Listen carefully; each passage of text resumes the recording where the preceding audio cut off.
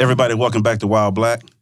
Welcome back, party people. People, you think I know better. I had to take my watch off because I heard it making noise. You think I know better than to do that? Wait, check this out. You still not cussing? I'm still trying. I've been failing, obviously. It ain't been bad, though. I'm still trying. I haven't noticed it. That's why I was like, wait a minute, okay. Hey, I'm winning, baby. Yeah, there we go, okay. My mama told me she was proud. Cut back on the curse. Look at you. Yeah, See, it's a process. It ain't just immediate. You got to go through phases of it. That's real talk. That's real talk. Yeah. Listen, Wild Black, you know how excited I get about episodes that speak to my heart. And this one, or should I say this 3, maybe 4 episodes, we're doing with one particular person. And where we're going to kind of weave through lives in this lane of inspiration, execution, dream realization, and consumption of content. And you know how much I love that type of stuff. This is the kind of episode where I gave no real thought to how I was going to kick it off because all this lives inside of me. For me, I think about all the things that I want to become. Even at 47 years old, there are so many things that I want to become. There's so many things that I want to do. There's so many pieces of culture that I want to create. There's so many contributions that I want to make to this community, to this society, to the Black universe. And, you know, I talk about these things from time to time, and you know how much of a dreamer I am and how much I want you to dream. And I want you to be able to see further than your environment allows you to see. And then finding out what it is you can do with that new experience, that new opportunity, that new education, should that be the lane that you choose. This shit is cerebral. You're going to hear that a lot today because our guest is a filmmaker, a producer, an entrepreneur, a waymaker, a game changer. He's got studio deals. He's a leader. He's worked with Netflix and AMC and Lionsgate and Paramount and so many different places. He's worked with the names of Kerry Washington, Jamie Foxx, John Boyega. He is doing some real work. And you're going to get to check some of this out in the next few days. Actually, I don't even know when this is going to drop. We're going to figure that out. It's going to be probably right now. You probably can go right now or tomorrow. Maybe tomorrow. You can go tomorrow. Maybe 3 days. But it's coming soon. Listen, if you have a dream, if you have an idea or an inkling of a dream, if you just have a feeling that tells you you're supposed to be something bigger, something better, but you don't yet know how to get there, this series of episodes is going to be for you. This is about creating, establishing, growing, achieving. These are the steps that you need to take to find the greatness that lives inside of you at any phase and level and stage that it's in. You just have to pay attention, soak it in, consume it, apply it, and then go do it. It sounds like a lot, but when you figure out this word about passion and belonging and orientation, it's not that hard once you get there. It just takes a little bit of you and a lot of God, and you can get there. Okay, I'm talking way too much. Listen, today. Excited. I really am. Yeah. Like I'm already on 10. Mm-hmm, I see it. Maybe 9.5. I don't want to say all the way to 10. 9.5. I got to save something. 9.5. Yeah, I got to save something. Listen, today we have Stephen Dr. Love. I just love saying the doctor right in the middle of that. It just makes me feel special from the inside out. And this is the brother producing behind the new Netflix movie that's dropping. Is it July 21st? Yes, sir. Because I saw the 14th out there. I saw 14th is in theaters. Okay. Yeah. Theaters on the 14th. The 21st on Netflix. July, this month. Jamie Foxx, John Boyega, and Teyonah Parris. Did I say it right? Yes, sir. And Teyonah Parris. It is a movie unlike movies you have ever seen before. I'm sure we're going to talk about it today, but this shit is cerebral. Remember that I told you that. This is a thinking man's movie, a thinking woman's movie. It's going to put you in a place. It's going to make you laugh. It's going to make you think. It's going to make you question. But I'm going to shut up. Steven, brother, welcome to Wild Black. Man. Appreciate it, man. Thank you for the invite. Bro, I get so doggone excited with stuff like this, man. This is for real. I straight up get excited, but I can't get too excited. Because we got to give you our wild black shit. Art, brother, you ready? Let's do it. Indeed, indeed. All right, let's get it. Let's do it. All right, so the wild black shit. 3 questions. 2 of them get you warmed up. Okay. And then the last question is our signature question we ask every single guest that comes on. You ready? All right, we're going to see. All right. First question. As a black man, if you could have any superpower, what would it be and why? And how would you use it? I like that. It's good. I like that. As a black man, if I could have any superpower, like superhero superpower, right? Yeah. If I could have any superpower, it would be to travel through air or water or land at the speed of light. Mm-hmm. Why that one? Why that one? Other than you'll never be late again, that's for sure. I'll never be late. Nothing. I'll never be late. We can change the narrative. That ain't got to. Black folk ain't always got to be late. But the main reason, honestly, just so I can be where I want to be at any time. I can't be there at the same time, but I can be there at any time. But I can get there quickly, and I can do what I want to do. You know what I mean? But I say air, water, and land. That ain't 3 powers. That's just 1 power. It's just I feel you, right? Transferable, baby. But I need to be able to do that. Phases of matter what if not I'm to trying us? to get to the motherland? I can't do that by land. I got to do it by water. If I'm trying to get. Oh, I like the way you think. Yeah, I'm saying. I feel you. So yeah, that'd be superpower. Hey, you know what I like about that, man, is you said at the speed of light. So theoretically, you could travel potentially through time. Facts. Yeah, so that's a super dope one. That's a super dope one. Y'all went to some flux capacitor level shit. If anything can travel at the speed of light, then that's when we get into particle physics. And it's the possibilities become a little beyond imagination. Yeah. Bro, you're going to love that Cloned Tyrone, bro. Oh, yeah, for sure. Just listen. You already see where he's at. About the physics of what I was saying. I wasn't even thinking that deep. I'm thinking comic books. You know what I mean? Hey, that's what's up, though. I love that answer. Yeah. All right, second question. Name 3 black people that you would consider the greatest of all time in the following domains or areas of expertise. And these are just industries too, right? Okay. The first one is entertainment. Everything entertainment. Who would you say this is the GOAT? The greatest of all time in entertainment is probably Michael Jackson. Mm-hmm. I think that man, people forget he had he's a musician and all that, but the man had a cartoon that was a hit. Yeah. You know what I mean? Jackson 5 cartoon. Yeah. But he was also like, I think he's also the GOAT because on the business side, which is kind of where I sit, on the business side, he was out here buying people's libraries to help to either give it back to them or to like get him better deal terms, like stuff like that you don't really, see or hear. Like that man, I feel like it was a GOAT in entertainment. Bro, you don't get to where he was without like a vicious business savvy 100%. Aspect to you. Mm-hmm. That's not just about your team. That's about you. That's about they you. They can think you're weak if you want to, but you don't get there. Not in this world. No. Not with these cats out here. 100%. Yeah. 100%. Man, I read a story, right? And they said people would just look at Mike and pass the fuck out. Yeah. And just be like, like for real, like be out. Yeah. I was like, that's a hell of a power just in it. Your presence makes people pass out. Today the person who got that, the person who got that same energy as Mike is Beyonce. Yeah. That's real. Yeah, and she's doing the same, she on the same wave as her and Jay-Z together on the business tip for sure. Yeah. Yeah. Hey, that's every time she up. called me, that's the conversation we have. Every time. Yeah, every time. You pass out. Every time.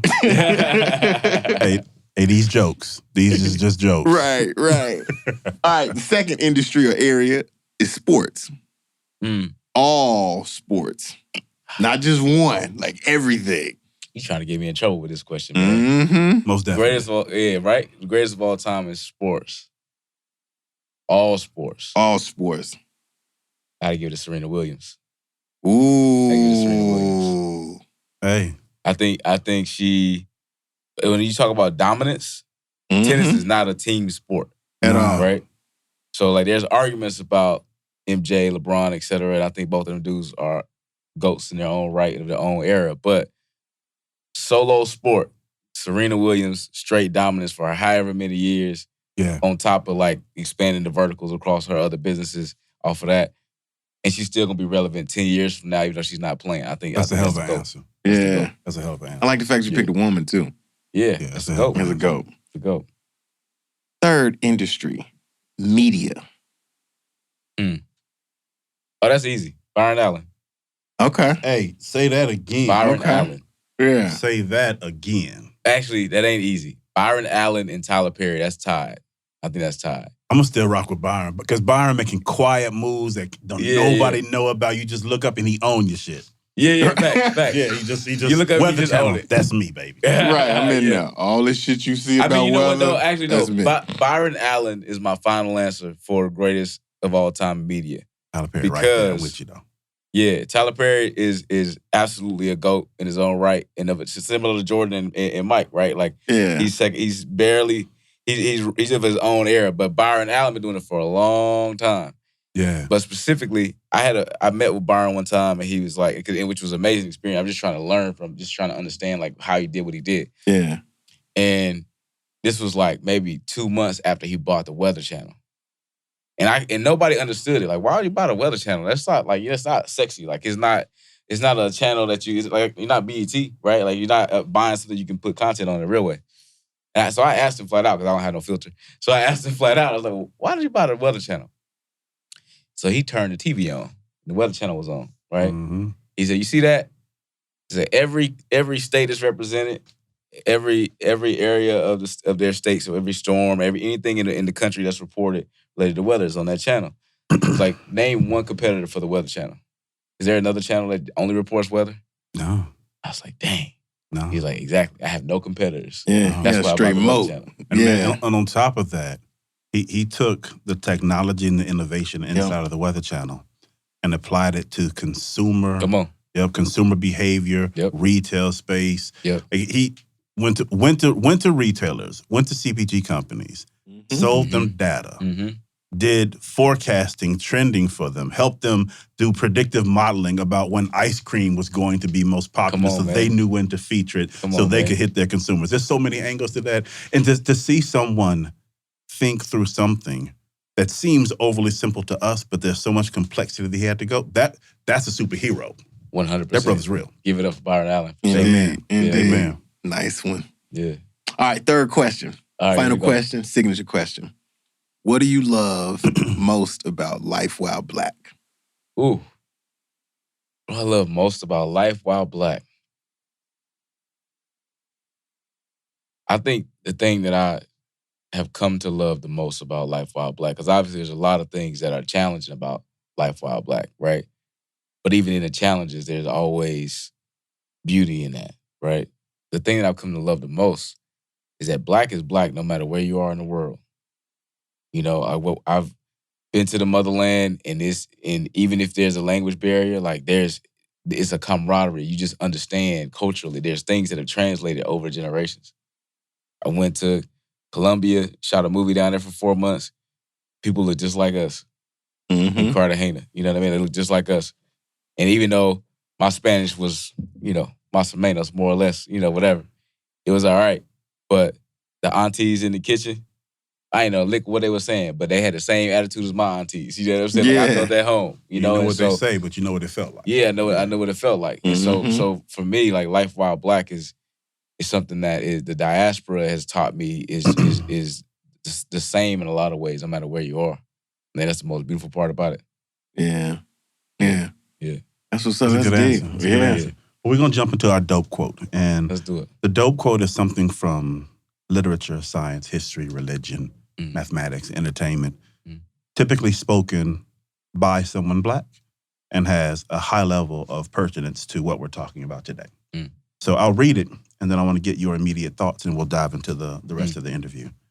Success is no accident.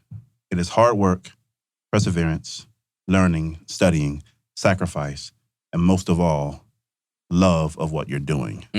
By Pele. I'll read it one more time. Success is no accident. It is hard work, perseverance, learning, studying, sacrifice, and most of all, love of what you are doing. Brother, when you hear that quote, what's the first thing that comes to mind for you? The last phrase, the love. Not just because it's my last name. but really, man, like anything that we do is too hard to not love. It's too hard to not love it, right? No matter what that thing is for you, no matter what industry it is, no matter what job it is, or taking care of your family, whatever. None of it, all of it's hard. Yeah. So put that to the side. Like, what's left? You gotta have the love for it. And for me, that's the thing. That's the thing I look at for projects, for people, relationships, all that. It's like, do I love this? Yeah. And if I do, then I'm gonna go hard for it and whatever it takes. I'm gonna run through a wall for it. But if I don't, then like let's not even do this. You know? Yeah, for sure. I love that was your answer because it ties so beautifully into my first question. And like a few questions we got prepared, a lot are going to come from our conversation, but you know the way the game works. Love. The idea of love and of passion are two things that I'm hearing permeate through entrepreneurship, right? And entrepreneurship in any fashion, whether you're building a chicken spot or a social media company or content creation, it is the ability to create something that you truly do love and have a passion for. We hear those terms so often, I begin to question if people truly even understand what they mean now, right? People are trying to find the things that they love and activate against them. People are trying to uncover their passion when they feel passionless. So there are these searches for those two concepts that are happening endlessly by countless numbers of people. So I want to take it back all the way to the basics of that. Let's add a definition, right? Love, passion, you can look them up in the dictionary, you can look them up on Google, and I know there are words assigned to them already, but I don't always think those words do enough justice to apply definition and understanding to a cultural context. So as we sit here talking about Black folks and creation and entrepreneurship and being all that we can be, from your perspective, what do the words love and passion actually mean? I think love and passion manifest as care. Yeah. You know, like if you love something or somebody, you're gonna care for it, right? That means taking care of it after the fact, but it also means, in my case, like as a creator, like creating with care, right? And handling relationships with care, right? And I think that always shows up. It always shows up. Care and commitment are the two words that pop up for me when I hear love and passion. You know, the commitment because if you love it, you're also gonna stick with it, right? No matter how hard it gets, no matter how difficult it may seem, et cetera. Like that, those to me are the pillars of love and passion and care and commitment. I feel that. Yeah. I want to build on that a little bit. So for this next question, I want you to exclude the answers love, passion, even commitment. I want to exclude those three answers, right? Because those are the answers that are powerful and meaningful to you. But when you think about the idea of creation, the idea of being, there's always a catalyst, right? For a power plant, they've got to have coal or wind or water or nuclear energy, right? They've got to have something that powers what they're doing. For a car, you need gas. For a plant, you need soil, you need fertilizer, you need sunlight. But for an aspiring entrepreneur destined for success, like what's that characteristic? This question came from, I was listening to Curtis Mayfield's The Making of You as I was driving this morning. And he was talking about all the ingredients that go inside of this amazing woman designed for him. And it just made me think about you and the kind of work that you're doing. I don't know that there's a direct equation, but there are absolutely components that matter. What are those that matter to you? You can even go back toward the dope quote, sacrifice and perseverance. Like what are the characteristics that create a successful entrepreneur in your world? I think tenacity is the key, right? Like perseverance, you got to push through and things get challenging, but that's in everybody's world, right?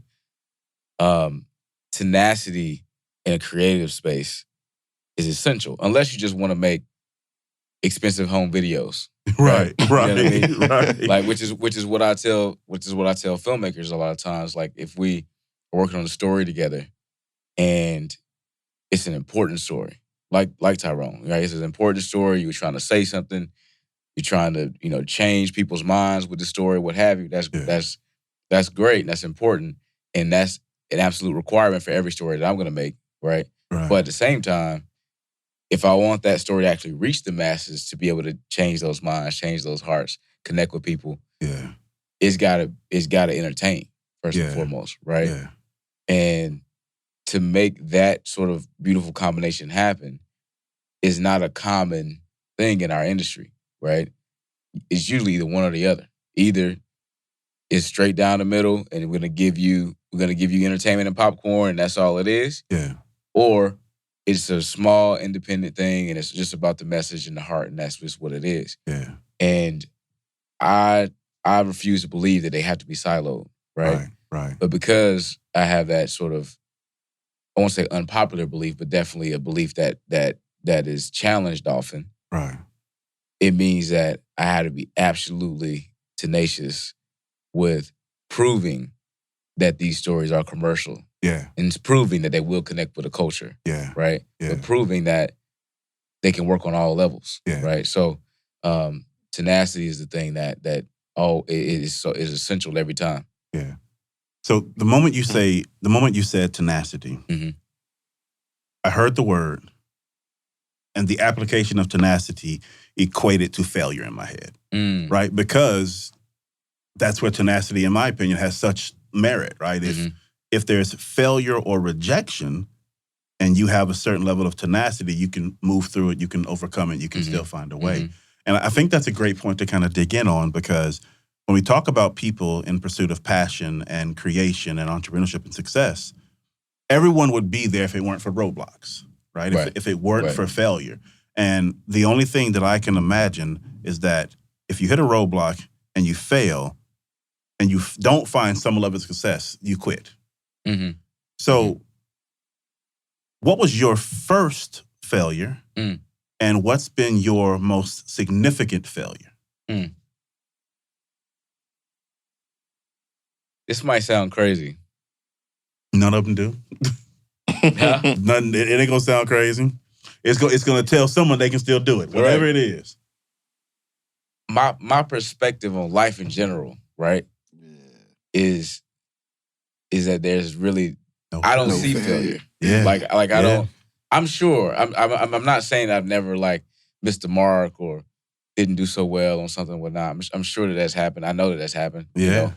But I never received it as failure. Yeah. Right? You have to accept failure. Yeah. You have to accept failure. And it's not a bad thing to accept failure. I'm just saying that the way I live my life. I'm with you. Is I take L's, but it's lessons, right? So so that wasn't failure. You learned something that you can apply to win. Exactly, right? I give you a really the first thing that came to mind was, back in the day between when I just jumped out of grad school and went straight into making movies. Right, which is not the thing to do, really. Not the thing that people suggest you do. I tried, but them weren't the kind of movies I was trying to make. It's not what it suggests. That is not the wise counsel. You know hey, wife, I'm sorry. I did marry her. There you go. Hilarious. Oh man. I didn't make those kind of movies. But although the funny thing is, when I was in middle school and I started like a little videography company when I was in middle school. I'm real concerned right now talking about them kind of movies in middle school. I'm like, where's this going? I'm gonna tell you, right? So in middle school, I started this videography company called Love's Scene Productions. Right? My last name is Love, right? Yeah. I called it middle school. Middle school called Love's Scene Productions. So it was LOVE', not Love Scene. But nonetheless, I went to this Black Business Expo, and there's some reason there's this old Caucasian gentleman that was at the Black Business Expo decided to walk up to me at 13, 14 to my little booth, and he's like, "Oh, your company, Love Scene Productions. What kind of movies do you make? Do you make I was like, what do you mean?" And my mom was back there, so she kind of picked up on what he was saying. Oh my God. She's like, she just kind of shoot him away. All I know is the man was gone in 30 seconds. Yeah. And he was trying to ask a weird question. You know what I mean? What kind of movies you make? But anyway. Before you move, can we just applaud and shine some light? Did you see the flex that he threw out there real quick? He had a booth. At 13, created a company, Media Productions, and had a booth. I just want to make sure we just take a second. You know what I'm saying? Let that sit in, right? I've been a hustler all my life, man. Let that sit in. Yeah. I've been a hustler all my life. I just want to make sure we highlighted that. I mean, I can tell you how that even happened, right? Yeah, break it down. So I grew up on a farm in South Carolina, right? Specifically, right? My granddad was my 84-year-old best friend, basically. Right. His name is Leon Love. Everybody in South Carolina. Hey, man, I don't know nothing about him, but I can tell that's a cool ass bro. Leon Love. Oh, yeah. Leon Love, man. LL. Cool ass bro. You know? Right. So my granddad, Pawpaw, we called him. Yeah. He sold peaches, right? So back in the day, he retired, whatever. He just had this farm. We sold peaches, and that was his main thing. So I would go to the farmer's market with him every Saturday at 3 years old when I started. Every Saturday, and we selling peaches. And by we, I mean literally he had me selling peaches. This is how I learned math, right? That wasn't his intention, I don't think. But I learned math. I learned money. I learned the power of storytelling and how it intersects with commerce. Yeah. And I didn't really realize that until long after he had passed away. Like a few years ago, I realized the reason that I'm so good at pitching is because at 3 and 4 years old, I had training with my 84-year-old best friend, right? My grandpa. He was Mr. Miyagi in you. He would say, I didn't even know it. Wax on, wax off. Yeah. He was taking me to the market. With them peaches. And literally, I mean, I was, chubby kid with glasses, love to talk to people, whatever. So he saw that and was like, basically, you're going to be my mascot, right? So, and I didn't know it, but like I just had fun with grandpa. So he'd take me there, he'd feed me real good. Then we get up there. He'd sit back at the table. We say, all right, go talk to the people. Tell them, we got peaches over here. So he taught me, I would sing this little song, I would tell jokes, whatever, and I'm giving them samples, and I'm walking people back to our table as I'm telling them the story about how we got up, and I'm from South Carolina, we came up here, picked the peaches yesterday, blah, blah, blah. So I'm telling them the story, and I'm walking them back to our table. By the time we get back to the table, it don't matter what I'm selling, they gonna buy it, right? Yeah. And so my grandpa's sitting there, and now he, 6-foot chocolate man, like he absolutely delivers on the promise of the story that I just told them. Yeah. Right? Yeah. So they're like, yes, Mr. Love, we want to buy your peaches. Now, mind you, we got one little table. We're a little small mom and pop shop. There's gigantic, sort of more industrial type farmers who got 10 tables or whatever out there selling peaches that they will probably say taste very similar to ours, although I think ours tastes better. But right. You know what I mean? So ultimately it's peaches. But the story always makes the story is what did it, right? And so, and I literally didn't realize that that's where I understood, where I came to understand the power of storytelling as it intersects with commerce until a few years ago. Plus, right? that was a deep level of branding. Oh, man. That you didn't even recognize at the time. I know I was a mascot. I didn't know I was a mascot, but I was the mascot. Right, you was out there having fun. From the mascot to the story, to the delivery, to this tall, dark-skinned brother holding the peaches that now when you bite them and that juice drips down your mouth, exactly, it's going to hit you even differently because while it's dripping, you know the story. That's right. And you come in every single It tastes Saturday. a little sweeter. Yeah. Right? So from 3 years old until we moved away, so like middle school, every Saturday I was with my grandpa selling peaches. Now, I also learned the power of upselling because when I got back to the table, all I done told him about is peaches. Right. We get back to the table, we got okra, we got collard greens, we got tomatoes, we got onions, we got bell pepper, we got everything, right? So they I all was like, come from the same story. I just had all this game that I didn't realize I was getting right at a very young age. Fast forward, middle school, the video production company.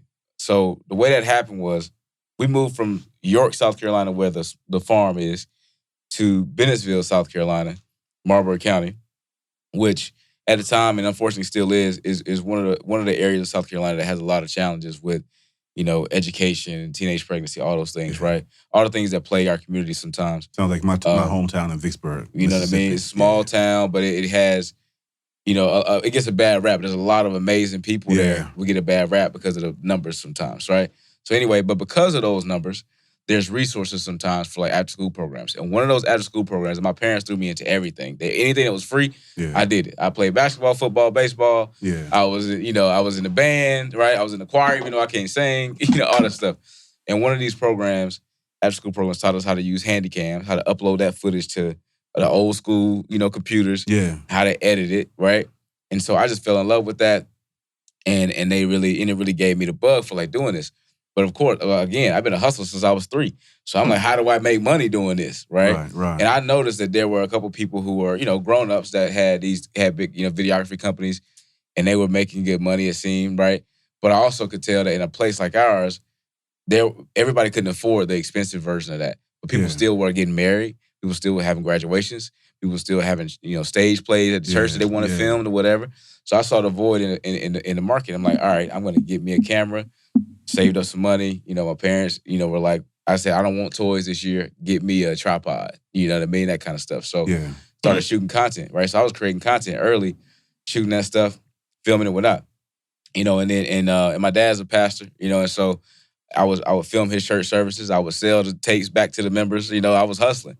So I love it. That's how I got into it. That's how I got into it. And that obviously blossomed into wanting to, produce it, not necessarily, be in control of the camera, but that's where it started. Well, let's take it from there. Yeah. And let's jump to today and Made with Love Media and the things that you're doing there with Netflix and with Paramount. People understand now where it is that you came from and where you got that good game from. So let's tell them where you are now, and then let's talk about the road to building to that. So I think we mentioned they cloned Tyrone, Netflix, July 21st, theaters, July 14th. This should be dropping someplace around there. I promise you, the shit is cerebral. Go dive in, digest. Hey, that's our new tagline. This shit is cerebral. You're gonna have to watch this movie 3 times. And I mean that wholeheartedly. And it won't be the kind of watch where you're rewatching it. It's not even that you're going to rewatch it just because you love it, but you will. You're going to rewatch it because you're going to want to challenge yourself to understand what you just watched. There's so much buried inside of this film. There's so many ideas. You're going to miss so many contradictions. There are so many moments that you can see the decisions you make in your own mind, the arguments you have with no one but you around, play it out on the screen in front of you. The movie is full of questions. The movie is full of answers. The movie is full of the moments that create memories and drive you to a new place in your life. You will be questioning and answering at the same time. Trust me. Okay, so I wanted to throw it out there. As they can tell, I loved it. How the hell did this come to be, bro? How did you go from country boy selling peaches, South Carolina, to Netflix theaters, making movies with some of the biggest stars in our world? How? That's not everybody's story. It's not, man. It's. I'm grateful for that. The short of it is like favor ain't fair. Say that one more time. Favor is not fair, man. But I tell you, the other side of that though is that I believe that God's love is unconditional. Right. But I also have learned that his blessings are conditional. Right? Yes. Blessings are conditional. Yes. You got to put in the work. They are, yes. You got to put in the work. You got to believe. You owe. Yeah. You owe. And you're going to put the work in to get the blessing. 100%. Yeah. 100%. And so, in short, man, it was a grind. It was a grind. I went, so when I left South Carolina, I went to Morehouse College in Atlanta, wanted to study film. Got there was no film program. And I just basically convinced the dean that I would study business because I told him the same story I just told y'all about being an entrepreneur as a kid and whatnot, and how I needed that information, the business information, to become a producer, which is have business, have creative. And so, and they asked me, like, what are you going to do about your film stuff? And I was like, I just started a film major while I'm here. And I was 19. They thought I was crazy. They're like, but you're the kind of crazy that we need here because that kind of crazy creates change. Amen. And so got into Morehouse, full ride. They, took care of me. And then, I studied hard. You got any of that full ride left? My son is going to college. You got some full ride left? They got some full ride left. Just checking. But yeah, man, like, it was just like, all right, let me study / party for the first year. But then like after that, I'm gonna really lean in and we start, we started a film club first, film associate, just to prove it was an interest on campus. Leveraged that, and then the school was able to find funding and all that based on the data we created, with the film club. And so we started the film, major and all that. Now, I didn't get to take one class in the major at all. Wow. Because I wasn't ready until my senior year. And that scholarship was 4 years, not 5. So I wasn't staying the extra year to take film classes. But I kind of leveraged the hustle of, helping to build that to get into USC. Which is, top film school in the world. But I went specifically for the Peter Stark Producers Program, which is even more exclusive. There's only 25 people get in there every year. Wow, congrats, and of those 25, is usually about 10 international students. So you're fighting for 15 spots. Now, ask me how many black people is usually in the program. How many? Now, that's changed over the years. Since my class has actually been a lot more. But back then, it was like 2 black people. every year, right? You fighting for 2 spots. Fighting for 2 spots, right? And so anyway, I get into that program, and it was rough for 2 years, but that gave me the opportunity to get to LA and to start building a network and all of that. So when I get to LA, I'm like, all right, I got 2 years to get hot, because if not, I'm going back to the farm. Straight up. Like, that was my mentality. Even if that wasn't an absolute reality, that was my mentality, right? And so because of that, I'm interning. I got 2 internships, 3 internships every single semester, even though they told you don't do that. Like, I was hustling, right? Meanwhile, going to school at night, doing the whole thing. I'm on the path to go be a studio executive was my plan, because I saw people I look up to becoming an executive in the business, in the development world, climbing the ranks. They get fired, they get a producing deal, and now you're a big-time studio producer. Right. I got to go get fired. Makes sense to me. Right? So I was trying to do that, and then I had this one internship. This is my last one at HBO Film.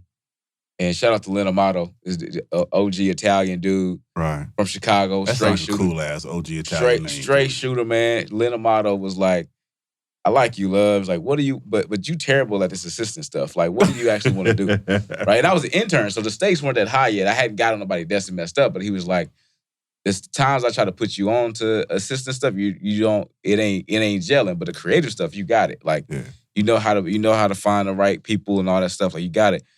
What do you want to do? And I told him I want to produce. He's like, man, there's a road less traveled by. I think you got to hustle to figure it out, which is to basically just start making movies, right? And just make really small movies and climb your way up to bigger movies. But then you can figure it out. And so all I needed to hear was there was another path, and that it was unsafe and uncertain.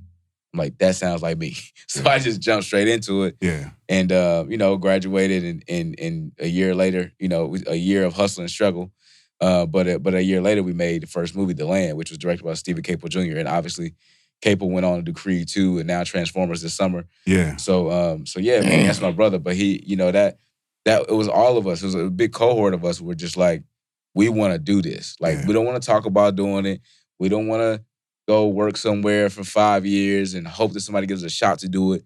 We want to go do it. And what does that look like? Yeah. And even if no matter how small it is, no matter how humble it is, we believe we can do it. And that's all you needed was a tribe of people to believe. So And there's a power in having someone who cares enough about you to be direct and tell you what you are not good at. Facts. Right? It's a time saver. Yep. And we'll talk more about mentorship and that kind of thing in the next episode, but I couldn't pass that point up. I couldn't pass it up at all. Yeah. All right, so from a tactical standpoint, right now, 2023, this is 2023. 2023. I had to make sure. Right now, 2023, content creation is hot, right? But just because it's hot doesn't mean everyone is doing it really, really well. It's just hot, popular, low barriers to entry for those who have a phone, right? But in your case, going back to that farm, going back to the peaches, going back to the country origination of yourself, all the way through Morehouse and USC.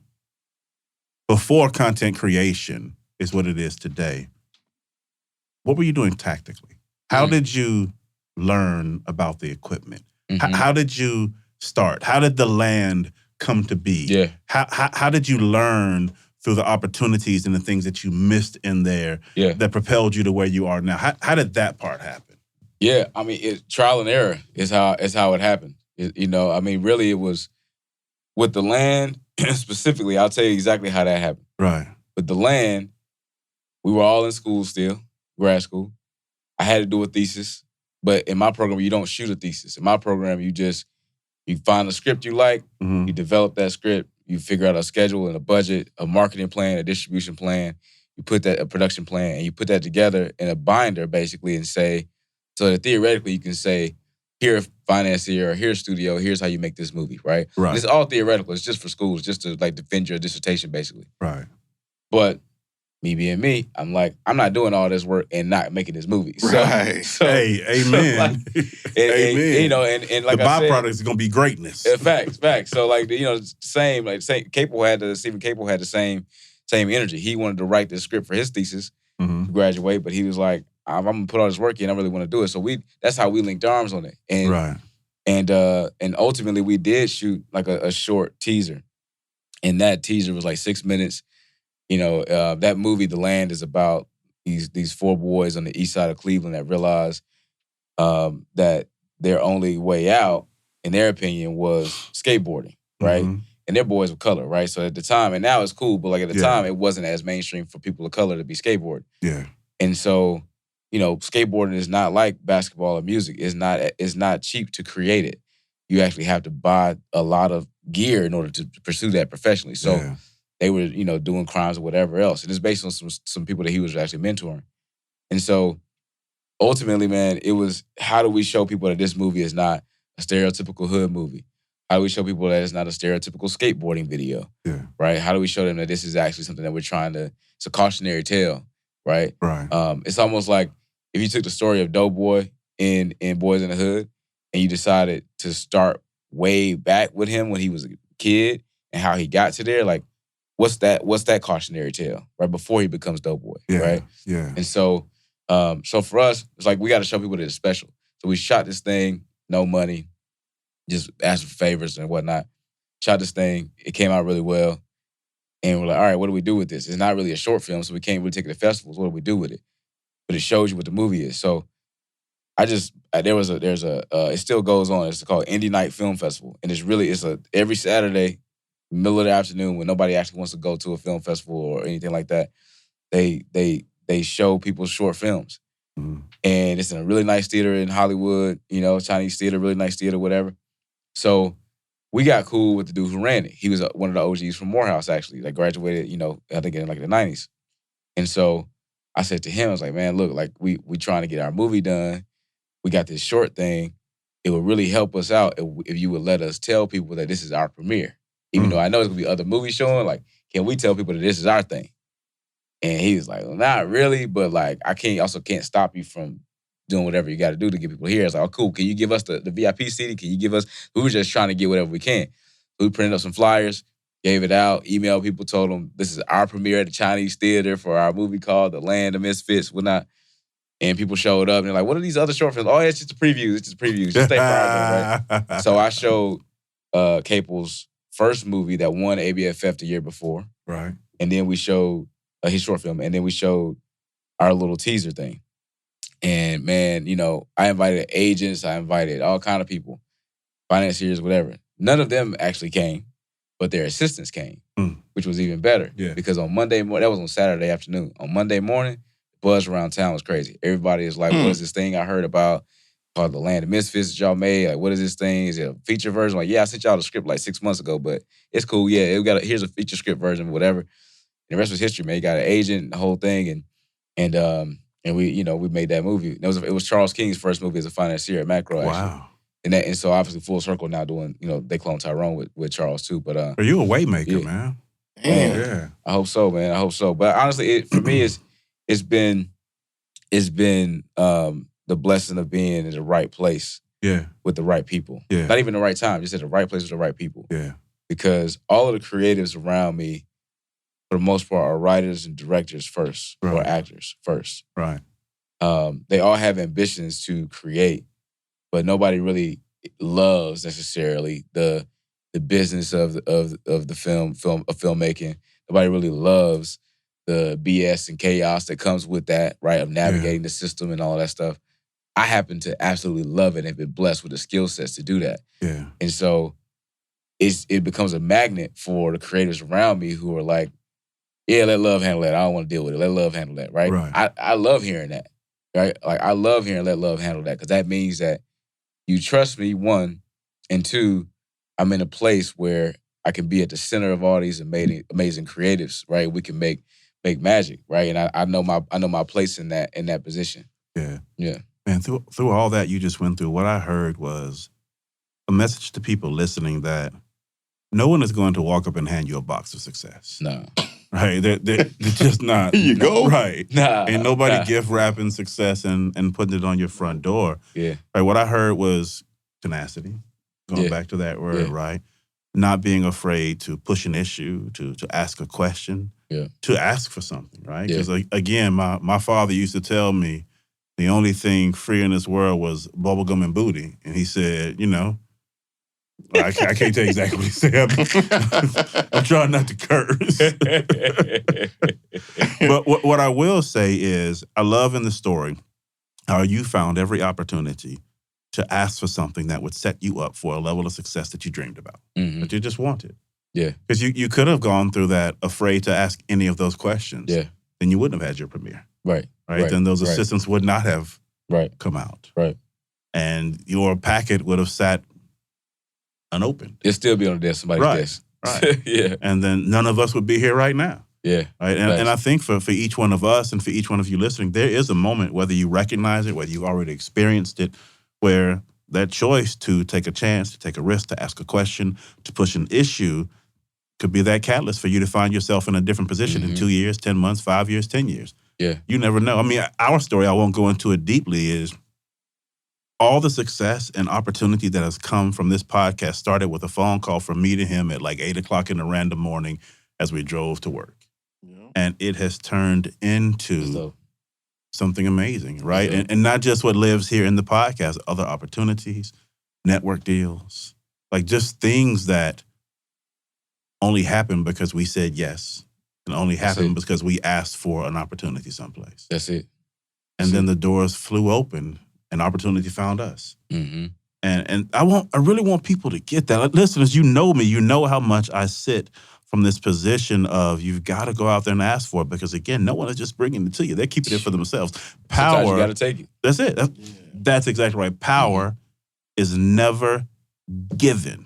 It is only ever taken. Mm-hmm. Right? And you got to open your mouth in order to get it. All right. I have talked about this movie. I've alluded to it several times. This shit is truly cerebral. I want to jump in. I'm still in the tag. Hey, take it, bro. We got to change the poster. Take it, bro, because that is all I could think of. Cerebral. Yeah. That's all I could think of because I felt myself thinking.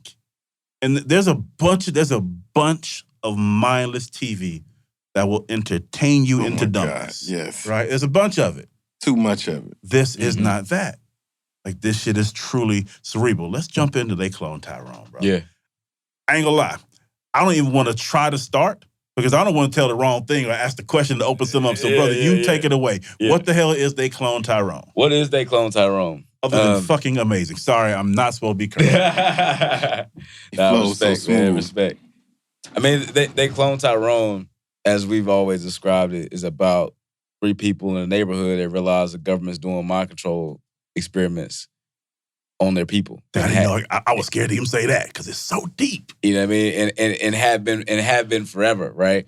But these 3 people are absolute stereotypes, and they're absolutely not detectives, but they have to become detectives and start peeling this onion back. Yeah. Right? Yeah. And so you get all of the sci-fi, mystery, and comedy that comes from that. And obviously when you drop names like Teyonah Parris and Jamie Foxx and John Boyega in the middle of that, then you know that they're bringing craft, but they're also bringing big laughs, you know that for sure. So, and you've never seen Jamie Foxx in a role like this. I just want to throw that out there. Nah, that's facts. That's facts. I mean, I really believe that Jamie Foxx is a legend, no matter what. Everybody knows that he's an absolute legend, right?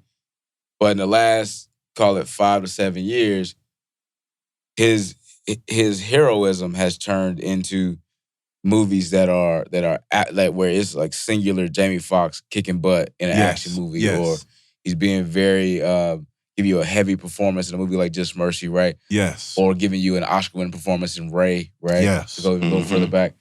But we haven't seen this Jamie Foxx, I think, since They Live in Color. Oh, real talk. Yeah. Oh, wow. No, that is no bullshit. Real talk. I say that without flinching. Like, I really believe that this is In Living Color Jamie Foxx. And man, he had so much fun. I think In Living Color Jamie Foxx, with the skill he's developed since. Wow, that's exactly how I thought about it. That's what I was like, whoa. That's right. It's the balance, right? Like, you get, that's a great point. It's like Jamie Foxx in Living Color, but it's Jamie Foxx, Oscar-winning Jamie Foxx. And leading every movie. And it's like him doing both of those things in one role. Yes. Right? And it's amazing, man. And then John Boyega obviously comes from theater, London, et cetera. But like, talk about the diaspora we were talking about earlier. Yes.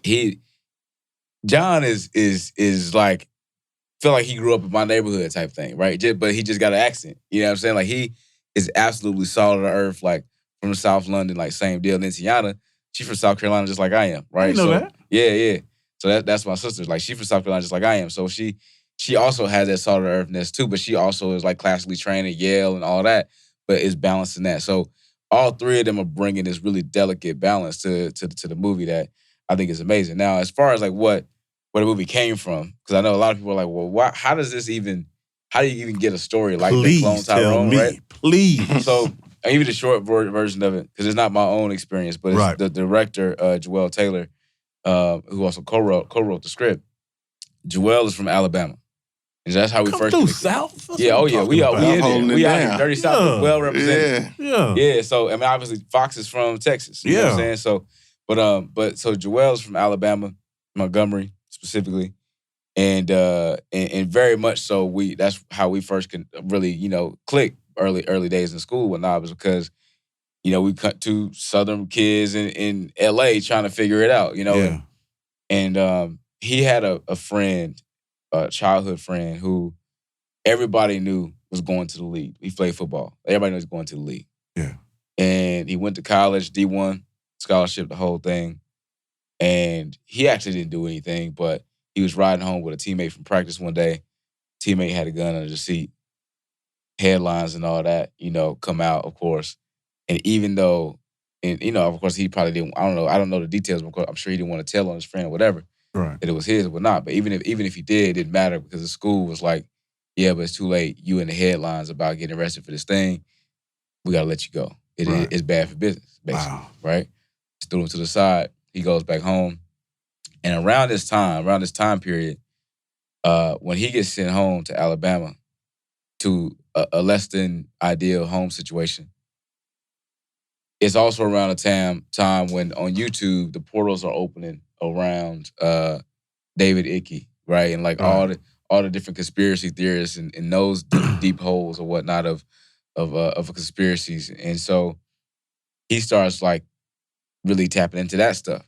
Right. And getting paranoid probably too, I'm sure. Right? On top of the situation he's got going on. And really leaning into the idea that like, man, it was never set up for me to win. I was always gonna lose. Like, look at my life situation, like blah, blah, blah, right? Which we all know that there are systematic things in place that unequivocally and over-indexingly will affect Black people, especially in socioeconomic statuses like he was in, right? Yeah. And so all of that together was tough for Joel, who was his best friend, to kind of take in, because Joel grew up in the same area, but his mom was a doctor, right? And he was able to go to the University of Florida. Very different experience. Right? Different experience. So similar experience in culture, but different experience at home, right? And so for him, he's like, I get it, man. You're right. Like, it absolutely is set up, unfortunately, for you to not succeed. But it's 3, 4, 5 years now removed from that situation. Like, what you doing? Like, look, let's get you out. Like, what you doing, right? And I think for him, he's like, Joel was trying to unpack all of those things in this movie, really, right? So it really is, as much as like there is a lot of things in there to be, thought about and talked about and unpacked, what's really being unpacked is just Joel's feelings around his friend, right? Who's now doing well, I understand, and whatnot, which is great. But ultimately, man, it was really just, to your point about hearing 3 different perspectives in the movie between Teyonah, John, and Jamie. Yeah. Hearing those 3 perspectives that really represent the 3 voices that we might hear around one issue. That's really where it came from. Yeah. That's real talk. Yeah. Since we have you here, and it's not often that you get to have a chat with the people who influence the movie before you see it. Mm-hmm. So knowing full well the complexities that live inside this movie that are paired with all this amazing entertainment, I love it if you could tell the listeners your perspective or your thoughts on how they should watch this movie, right? Because walking into it cold, I had no idea what to expect, right? Mm-hmm. And I found myself halfway through the movie trying to rewatch the first half in my head as I consumed the second half. Mm. Because I saw so many things beginning to click and pop and make sense. So if I could watch it again, I would watch it very differently. So what would be your perspective as someone behind the scenes of the movie? What advice would you give someone walking into this as to how to consume this movie? Interesting. I actually think you did it right. Okay. I think watching the movie cold is like the best way to watch it. If you've seen the trailer, that's enough. Even though, to your point, the trailer does not tell what the movie is. That's intentional. It doesn't scratch. Right. It is like an interest. It just makes you scratch your head. Like, what is that? Like, what is this movie about? Like I'm confused. Like I'm confused. But I want to understand. Right. Like the elevator scenes in the trailer, right? Elevator scenes in the trailer. Yeah. Which, by the way, the elevator scene was completely ad-lib. Stop it. Jamie Foxx, bro. Like, we was sitting there on set, and I remember we was sitting there on set. They were supposed to be shooting a serious scene in the elevator. Right. And I remember Joelle telling the DP, cinematographer, roll the camera, because they were in there just talking junk and whatever. Right. Just kind of kicking it until it was time to roll. And Joelle saw Jamie kind of playing around, so he's like, all right, roll. And Jamie out of nowhere starts singing, I'm Going Down. And we thinking he gonna sing the original I'm Going Down. He did not. He turned it into a They Cloned Tyrone spin on I'm Going Down. And then Teyonah, the genius of Teyonah, she just picked it up where he left off and then kept it going. And Boyega's face that time was killer to me. I mean, I think, and John, you tell me if this was the case or not, but I think that in that moment, when John turns his head at the end, looking towards Teyonah, I think he was turning his head away from camera because he was about to bust out laughing. As soon as we cut, he fell out. We all fell out. But yeah, classic moment, man. That's genius of Jamie Foxx. Hey, man, I'm going to say one thing. Yeah. The motherfuckers Cloned Tyrone. You got that up. I rewound it like 10 times. Yeah, shout out to Badu, man. She blessed us one time. So Erykah Badu was in my very first movie, The Land. Okay. That's how I met her initially. And we reached out and was like, look, the movie is called They Cloned Tyrone. This is what it's about. I know you're gonna rock with the movie. Like, this is definitely your vibe. Definitely. Right? I was like we at least need the OG song. We gotta have a song. You can't make a movie called They Cloned Tyrone without not get Erykah Badu Tyrone, right? And a black movie. You damn right you can't. Come on, man. You gotta have that. She was like, okay, y'all don't want me to do nothing to the song? And I was like, you know what I'm saying? Real talk. Man, she got in there and freaked the song a bit. And so at the end of the movie, don't miss it. At the end of the movie, listen close. That's all I'm gonna say. Just listen close. But the soundtrack is fire. The soundtrack's coming soon. I know it's from what I heard in the film's got to be. Man, I can't wait. Shit, bro, I'm telling you. I want to see it tonight. Oh, dope. When that part hit, of course, you hear the music. Yeah. Undeniable. You know what that is, right? The wife started bobbing and moving. So we singing to each other. And then you notice, wait, but this shit is different.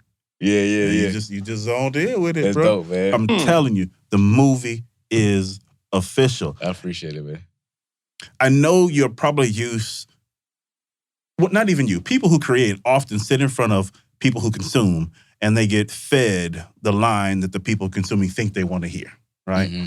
I try not to do that. I'm not going to look at someone and be like, man, that shit was ass. Mm-hmm. But I'll find a creative way to not say it's great. Y'all did it. But bro, right. I'm serious. Like we got a big group chat. I sent it to them. I was like, yo. Yeah, he last night. You can't see it yet. Yeah. But I'm telling you. I immediately went to see the preview as soon as he said, because I was like that. That's dope. That's love movies. Like, I don't even like movies like you like movies, but you fuck with movies.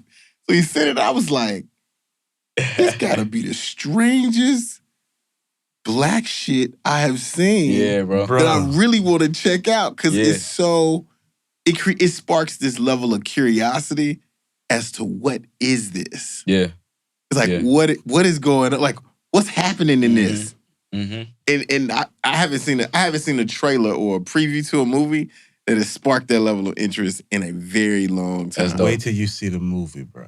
I can't wait. Wait till you see it. I can't wait wait for you to see it, man. You'll have to chop it up after you, for sure. Yeah. Right, so we're about to end episode 1. I want to ask you one question before we end this episode. Yeah. I think that there is a significant gift and a significant blessing when we can give someone something, right? Mm-hmm. The origination of this show was to give Black people the things that we needed to become better versions of ourselves, right? Right. To stay in the vein of cloning, we wanted to create the best clone and original as possible, right? That's what we're trying to do. That is our gift. It is the gift of enlightenment. It is the gift of information. It is the gift of education, right? When I watch a movie like They Cloned Tyrone, it's constant gift giving. Right there's a constant level of challenging and making me think about what I'm consuming and what it really means, right?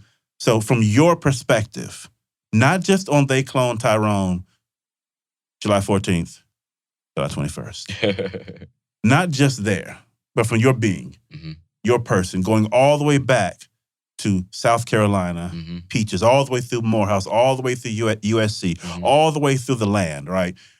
On this journey of life, you have been building toward creating and putting something in the world. For you, what is that thing that you are trying to craft and give to the world? I'll give you a quick anecdote that will answer that question. All right. So like I said earlier, my dad's a pastor, right? Right. United Methodist preacher. I'm a son of a country preacher and a preschool teacher, right? The thing that, when you come from where I'm from, if you halfway articulate, people assume you're either going to be a lawyer or a preacher. Right. Right? And so because of the family business, people will say, oh, you're going to be a preacher. Right? And my dad never pushed me into that. He always recognized that there was a call on my life, but he never pushed me into like, oh, you're going to be a preacher. Right. But one day we had a real conversation about it. And I said, you know what? I'm not going to be a pastor. That's not my calling. I have a calling, but that's not it. Like you preach from the pulpit, I'm gonna preach from the movie screen. And when we had that conversation, then I realized, that's when I began to realize, well, what does that actually mean? Because I don't want to make stories and movies and TV shows that are quote unquote preachy, right? Didactic. Like that's not what I'm into. I want to make sure that it's entertaining first and you leave fed, right? He said to me one time that it does him no good to preach a great sermon if nobody's in the pew to hear it. Right. So that means that everything else about the experience had to be right. Right. Whether that's the music needs to be aligned, or just the energy of the people in the congregation. They need to be welcoming to people that are outsiders and not off-putting the people that are trying to come in. And so when I think about that, I think about a holistic experience. And so for me, it means that every story that I'm producing in the brand of our company, really, Made with Love, the whole feeling is sugar with the medicine, right? So everything we're doing, inside there's some nugget of wisdom or life lesson, or we're going to explore some societal ills, like Tyrone does, but it's going to be heavily, heavily draped in sci-fi, comedy, action, horror, drama, prestige, whatever that genre is, but something that's going to make you excited to come to the theater or come to the platform and watch it. But when you leave the film or the TV show, you're going to be like, I'm feeling something else though. Like I'm getting this, a little something extra. Right. And so that's really all I want. That's really all I want. I love it. Bro, this is the end of the episode, man. I would love it if you just take a few moments, tell the people how they can engage with you, learn from you. Yeah. Hit them with whatever you want to tell them about They Cloned Tyrone. Yeah. And then share any words that you want to give to the Wild Black audience. Yeah. Well, I'm on Instagram, Dr. Love 12, DOCTALOVE 12. That's the best way to, not just keep up with me, but also engage. I'm DMing people all the time. Especially creators, like young creators reach out all the time.